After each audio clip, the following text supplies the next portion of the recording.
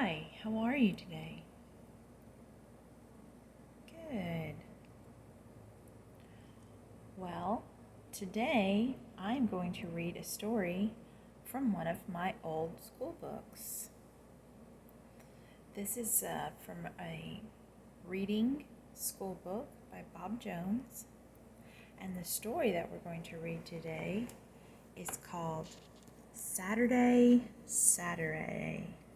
And there are two parts, and the first part is called What to Do. Saturday, Saturday. What to do? At 8 o'clock Saturday morning, Annebelle woke up. The raindrops spattering against the window seemed to be teasing her. Can't go out and play today, can't go out and play today. Plip, plop, plip, plop. Annebelle pressed her nose against the window pane. It doesn't seem fair, somehow, she muttered. With a deep sigh, she padded over to the bed where her sister Margaret still lay asleep. "Hey, Margaret, wake up," she whispered. She shook Margaret twice, jumped on the bed, and sat down on top of her.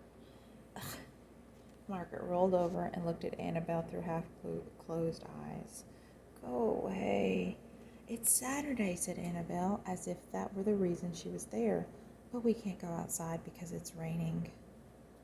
"Rain on Saturday?" Margaret snorted with disgust. "Oh, brother." Annebelle made a face and bounced off Margaret's bed. She hopped down on her old box springs and talked in quick breaths between hops. "Harvey and I were going to play mud balls, but mud balls don't work when they're that wet. Too squishy, squashy, wishy-washy," and she bounced down onto her bed in a heap. "It's probably just as well," Margaret yawned, as she dangled her legs over the side of the bed. "Mud balls is a silly game." "Mud balls is a perfectly good game," Annebelle answered. "It's just not very good on rainy days.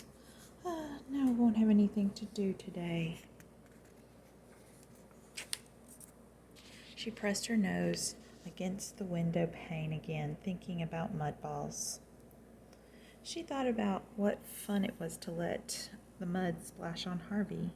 She thought about what fun it was for Harvey to splash the mud on her.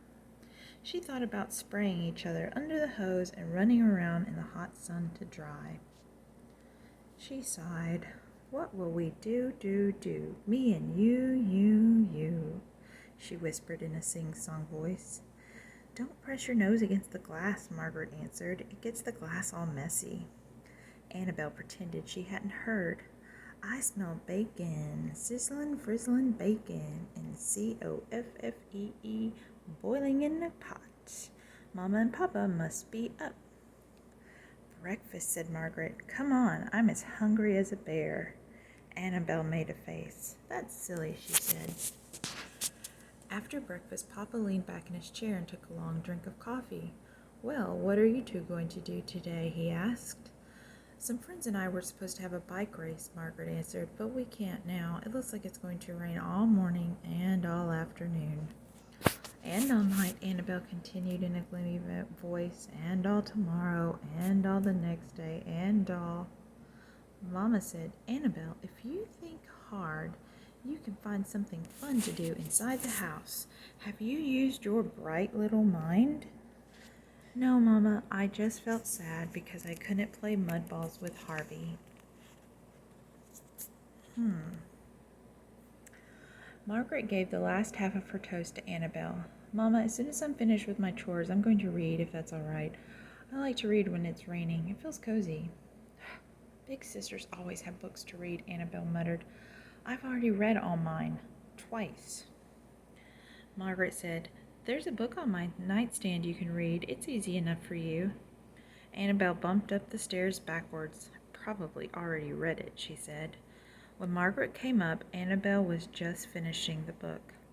She slapped the page. "I knew it," she said. "I just knew that the little girl with the golden curls would eat all his porridge." "Well, I'm going to read now," Annebelle said. "Margaret, my book is really exciting. Please get off my bed." Annebelle slowly went back downstairs. Mama, I don't have anything to do, she said. Well, that isn't really a problem, Annabelle. Mama spoke in a cheery voice. You can think of something. Just try to use your brain. I'm not sure I have one, replied Annabelle gloomily. Mama got out pencil and some paper. There's no telling what you can come up with when you put your mind to work, she said, handing the paper and pencil to Annabelle. Go into the den and to think in peace. What is she gonna do? All right, this is part 2. Something to do. Almost as soon as Annabelle was seated at the table, she wrote, Annabelle, Annabelle. She scrunched up her nose and looked at the words. Then underneath she quickly wrote, Tumbled down a wishing well.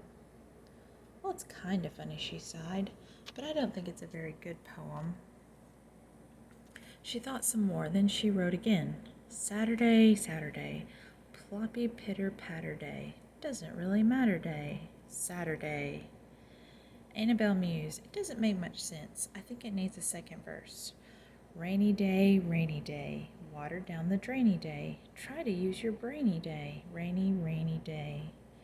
Annabelle sighed again and carefully folded the paper 7 times until she couldn't fold it again, no matter how hard she tried. Annabelle, look who's here, Mama called. Harvey came padding into the den with his yellow rubber boots, his yellow slicker, and his bright yellow umbrella. Harvey, Annabelle cried, I'm just about to write a story. You can help me. Oh boy, Harvey hopped to the table. What's it about? I think it's about all of us, but mainly me. You can help me write it. We have to draw pictures for it, too.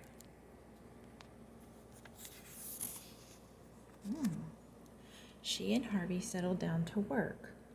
They talked about the story they wanted to write. Then they wrote and drew and colored until they had written and drawn and colored all they could. When they were finished, they put the pages together. This is what the story looked like. Once upon a time, Annabelle and Harvey didn't have anything to do. So they decided to take a rocket trip to the moon. Then they went for a picnic in the park. They took a trip across the sea. They went to visit Grandma Bear.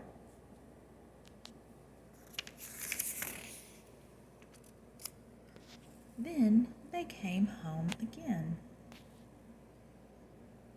They wrote a story about their trip. All this story writing and drawing took Annabelle and Harvey quite a while. When they finished, Mama came in to look at their work. This is excellent work, she said.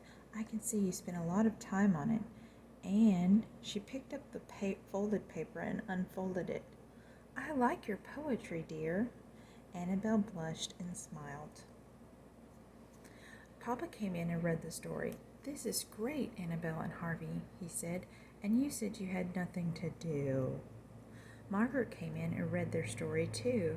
This is almost as good as the book I was just finished reading, she said. I knew you could use your bright mind to help pass the time, Mama said. Look out the window. Annabelle and Harvey looked out the window. The sun had begun to shine. They looked at each other. Then Annabelle shouted, Last one out is a giant mud ball. Together they raced out the door. The end. Well, I hope that you like this story. We'll see you next time.